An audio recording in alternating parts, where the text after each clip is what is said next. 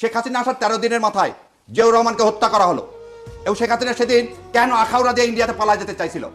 কেন? আজকে আপনারা এইসব কথা বলেন না। আপনারা ছাত্রদের যে ভূমিকা, সেই ভূমিকাকে অস্বীকার করে এটাকে মব বানার ষড়যন্ত্র কেন আছে? তৌহিদি জনতা, আমরা তিনজন তৌহিদি জনতা না?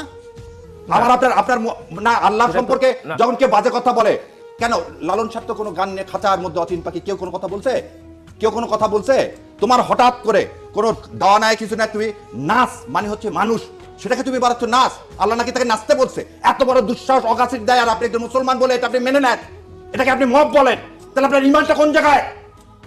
আপনার ইমানটা কোন জায়গায় না আগে বলেন আপনারা।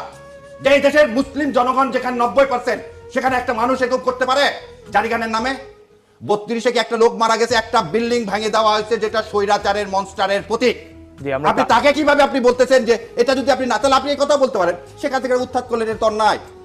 আপনি তো এটাও বলতে পারেন যে পুলিশের গাড়ির সামনে